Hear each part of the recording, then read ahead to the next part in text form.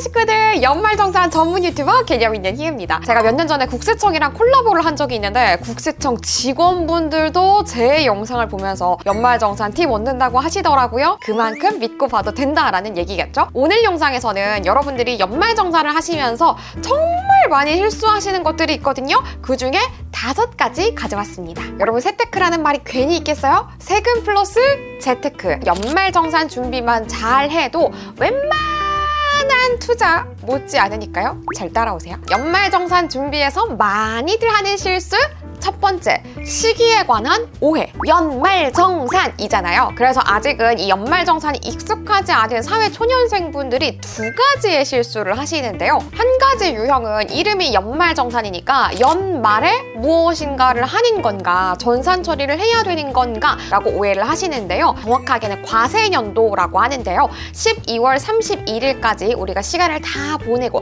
이때까지 소득을 얻고 지출을 하고 혹은 공제에 관한 것들 한 가지라도 할 수 있는 것들은 다 하고 나서 그 다음 해 1월에서 2월에 연말정산에 대한 전산 처리를 합니다. 그러니까 2025년도 귀속 연말정산, 올해에 대한 연말정산은 26년도 1월에서 2월에 하게 되시는 거죠. 그러면 희애님이 방금 연말정산 전산 처리를 1월에서 2월에 한다라고 하셨으니까 그때 돼서 준비하면 되는 건가요? 아니, 왜 지금이 마지막 기회인 거죠? 이렇게 질문 많이 하시는데요. 제가 사실 연말정산을 진짜 관련해서 강의도 많이 다니는 강사인데 저 개인적으로 이거 진짜 답답합니다. 기업 측에서도 1월에서 2월에 저 같은 연말정산 전문으로 하는 강사를 초빙을 하셔가지고 강의를 정말 많이 하시는데요. 물론 저는 불러주셔가지고 나가서 강의하고 돈 벌면 좋죠.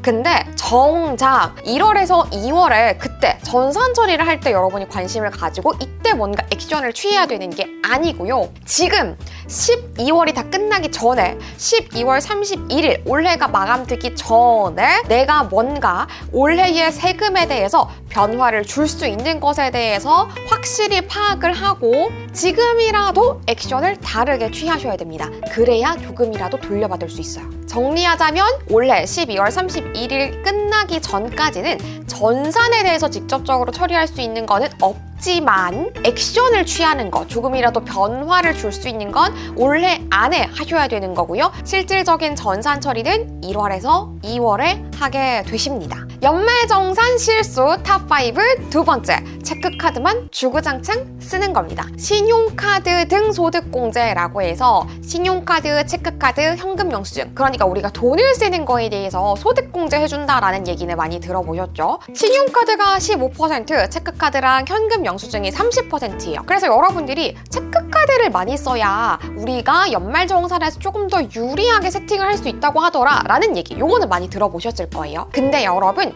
무조건 체크카드를 쓰는 게 답은 아닙니다. 돈을 쓰는 거, 그러니까 신용카드를 쓰든 체크카드를 쓰든 현금을 써서 현금 영수증을 등록하든 지출한 거에 대해서 우리가 소득공제를 받으려면 기본적인 조건을 충족을 해야 되는데요. 나의 총 급여액의 25% 초과분에 대해서 소득공제를 해준다라는 겁니다. 예를 들어서 제가 총 급여액이 4천만 원인 사람이다 라고 가정을 해볼게요. 자, 이 4천만 원에서 25%면 얼마예요? 1,000만 원이죠.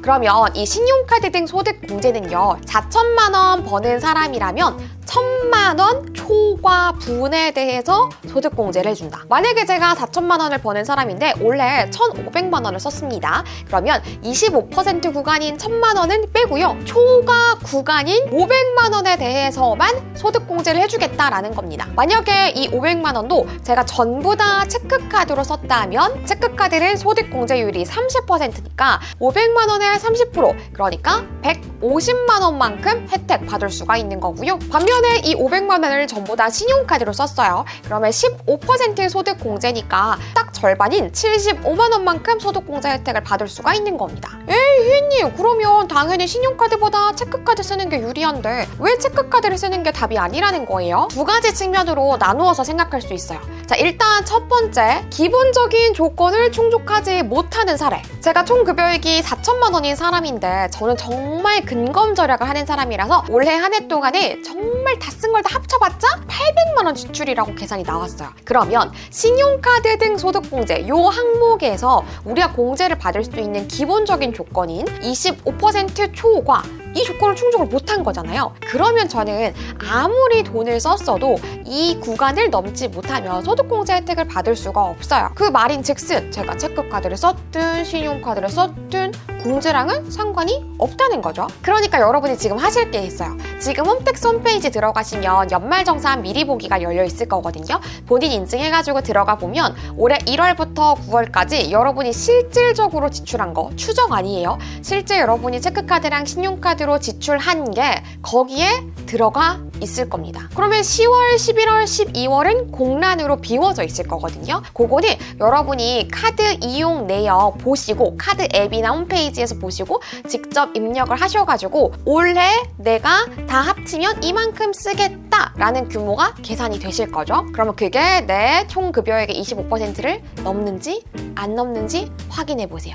만약에 안 넘으면요, 막 억지로 체크카드 쓰실 필요가 없어요. 그리고 케이스를 한 가지 더 생각해 볼 수 있어요. 우리 총 급여액이 7천만 원 이하인 사람이 이 신용카드 등 소득공제 항목에서 최대로 받을 수 있는 소득공제 금액이 바로 300만 원이거든요. 여러분이 마찬가지로 연말정산 미리 보기에 들어가셔가지고 미리 한번 보니까 내가 이 신용카드 등 소득공제 항목에서 받을 수 있는 300만 원이라는 공제 금액을 꽉 채웠어요. 그러면 내가 이 이상으로 더 돈을 쓴다고 하더라도 300만 원을 초과해가지고 혜택을 받을 수는 없다는 거잖아요. 아까 케이스 1이랑 반대로 또 써도 너무 많이 쓴 거죠. 이 두 번째 케이스에서도 마찬가지로 여러분들이 굳이 억지로 체크카드를 쓰실 필요가 없어요. 왜냐? 내가 신용카드를 쓰든 체크카드를 쓰든 더 이상 혜택을 받을 수 있는 한도가 남아있지 않으니까요. 사실 우리가 신용카드가 연회비를 내서 그렇지 연회비를 내는 만큼 당연히 체크카드보다는 혜택이 더 좋잖아요. 그러니까 만약에 내가 올해 신용카드 등 소득공제 한도 최대 300만 원 그 한도가 남았으면 일부러라도 체크카드를 쓰는 게 맞겠지만 나는 너무 근검절약한 케이스 1 혹은 너무 많이 쓴 케이스 2 이 두 가지에 해당이 된다면 굳이 신용카드 혜택 포기해가면서 체크카드 쓰실 필요가 없습니다. 연말정산 실수 5번째 중에서 3번째는요. ISA 만기액을 연금저축으로 이전하지 않는 겁니다. ISA 만기액을 연금저축으로 이전하시면 추가 보너스 세액공제를 받으실 수 있어요. ISA는 만기 시점, 재해치 여부, 그리고 납입 한도가 실제 세금에 정말 큰 영향을 주거든요. 그래서 우리가 12월에 점검을 제대로 하는 게 너무 중요해요. 특히 만기 때 해당 자산을 연금 계좌로 이전하시면 이전한 금액의 10%를 세액공제 보너스로 받으실 수가 있습니다. 예를 들어서 올해 2025년도에 만기된 ISA에서 제가 300만 원을 연금저축으로 이전을 했어요. 그러면 제가 10%만큼 세액공제 받을 수 있다고 했으니까 300만 원의 10%는 30만 원이죠. 30만 원만큼 세액공제 받으실 수가 있는 겁니다. 이번 12월에 이전을 하시면 25년도 귀속 연말정산에서 세액공제 조금이라도 더 받으실 수 있는 거니까요. 이번에 올해 ISA 만기 도래했다 하시는 분들은요. 그냥 지나치지 마시고요. 꼭 요 혜택까지 챙기시면 좋겠습니다. 요거는 연금저축의 세액공제 한도와는 별개로 보너스로 주는 거니까요. 놓치면 손해입니다. 많이들 하시는 실수 4번째는요. 바로 써야만 돌려받는다고 착각하는 겁니다. 여러분이 보통 이런 얘기 많이 하시죠. 아니 좀 씀씀이 적은 사람은 어차피 못 돌려받아. 그 연말정산 준비해 봤자라니까? 아니에요 여러분. 물론 신용카드 등 소득공제 제가 아까 2번째에서 말씀드렸던 그 항목 같은 경우에는 소비가 적은 사람이라면 공제 혜택을 못 받는 게 맞는데요. 그거 말고도 연말정산에서는 공제할 수 있는 항목들이 너무 많아요. 대표적으로 너무너무 쉬운 거 바로 고향사랑 기부제 같은 거. 내가 10만 원 기부를 하면 10만 원 전액 다 세액공제 혜택 받고 여기에 30% 3만 원 한도로 답례품도 받을 수 있고 또 만약에 10만 원을 초과했다면 초과분은 16.5% 공제를 받을 수가 있어요. 게다가 기존에는 이 고향사랑 기부제의 공제 한도가 최대 500만 원까지였는데요. 올해는 이게 인기가 꽤 많았는지 2천만 원으로 확대가 됐더라고요. 내가 거주하고 있는 지역 외에 다른 지역에 그 지역 잘 됐으면 좋겠습니다 라는 마음으로 기부를 하는 거예요. 실제로 저도 올해 전라도에 있는 김제라는 도시에 강의를 하러 갔다 왔는데요. 거기에서 지역 특산물로 누룽지를 주시더라고요. 그 지역이 논밭이 쫙 펼쳐져가지고 쌀이 맛있기로 너무너무 유명하대요. 또 받아온 누룽지가 기똥찬 거예요. 만약에 제가 고향사랑 기부제로 김제에 기부를 한다. 그러면 김제에서 나오는 그런 맛있는 쌀로 만든 누룽지뿐만 아니라 기타의 다른 지역에는 각 지역마다 우리 지역은 이게 최고지 하는 특산물들이 다 있잖아요. 농산품도 있고 또 기성품도 있고 여러 가지들 내가 응원하고 싶은 도시에 기부해가지고 혜택 받을 수가 있는 거고요. 물론 뭐 수도권 지역들도 있기는 한데요. 저의 개인적인 바람으로는 조금 더 밑에 있는 소도시들을 응원하는 마음으로 기부를 하면 더 좋을 것 같습니다. 그리고 마지막으로 여러분이 연말정산에서 실수하시는 거 저는 이게 가장 큰 문제라고 생각합니다. 바뀐 규정을 파악하지 않으시는 거예요. 진짜 세법이야말로 매년 너무 자주 바뀌어요. 저도 공인중개사 자격증이 있는데 공인중개 자격증이 시험 치는 데에도 세법이 포함되어 있거든요. 2025년도 연말정산부터 바뀌는 거 대표적으로 첫 번째는 청약저축의 공제 상향됐습니다. 청약저축은 소득공제가 가능한 항목인데요. 납입 인정금액이랑 공제 한도가 모두 상향이 됐어요. 납입 인정금액은 기존 10만 원에서 25만 원으로 올라갔고요.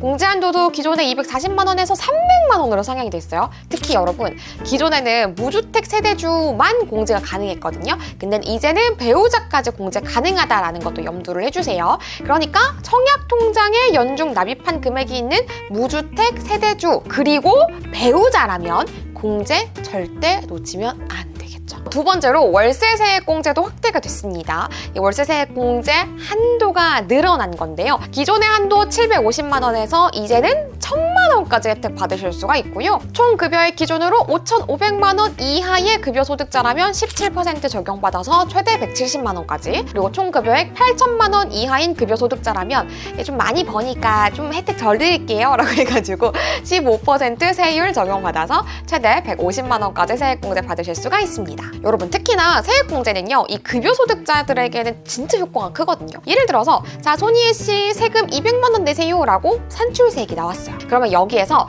직접 최대 170만 원을 빼가지고 나머지 30만 원만 세금을 내면 되는 거예요. 그러니까 월세 사시는 분들은 이 늘어난 공제한도 혜택 꼭 체크하셔가지고 절대 놓치지 마세요. 세 번째, 문화비 소득공제 분야도 확대가 됐습니다. 기존에 책 사는 거, 미술관 가는 거, 뭐 여러 가지 문화비 소득공제 혜택 누리셨던 분들 꽤 많으시죠? 근데 올해부터는 더 늘어났습니다. 헬스장이랑 수영장 다니시는 비용도 문화비 소득공제 가능합니다. 뭐 그렇다고 해서 이거를 위해 가지고 안 하던 운동을 하시라 뭐 그런 거는 아니고요. 이제는 운동하는 것도 공제 가능하니까 기왕이면 혜택도 누리고 또 건강도 챙기고 일석이조의 혜택 누리시면 좋을 것 같아가지고 짚어드립니다. 그리고 네 번째로 혼인세액공제도 신설이 됐습니다. 올해 세제 개편안의 가장 큰 화두가 이거였다라고 해도 과언이 아니에요. 결혼한 사람은 부부 합산 최대 100만 원의 세액공제를 받을 수가 있습니다.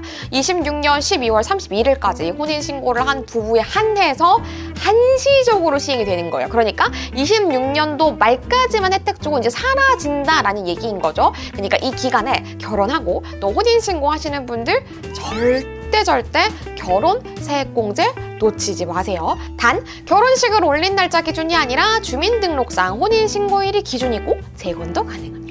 다섯 번째, 자녀 세액공제도 확대가 됐습니다. 자녀는 만 8세 이상 그리고 만 20세 이하여야 되고요. 자녀 수에 따라 가지고 금액 달라지니까 제가 만들어둔 표 참고해주세요. 연말정산이 뭔지 각 항목들이 뭐가 있고 뭐 어떤 것들인지 모르겠다라는 거는 제가 연말정산 몰아보기 영상 만들어놨거든요. 제가 지금 벌써 7, 8년째 연말정산 얘기만 주구장창 하고 있고 아까도 말씀드렸다시피 심지어는 국세청 직원들도 보는 만큼 좀 소문이 많이 난 전문 유튜버이기 때문에 믿고 보셔도 될 것 같고요. 그리고 제가 조만간 또 연말정산 추가 영상 만들 거예요. 이런 것들만 챙겨보셔도 여러분 제 13월의 월급 무조건 가능합니다. 그럼 오늘도 제 영상 봐주셔서 너무너무 감사드리고요. 우리는 다음 영상에서 만나요. 안녕!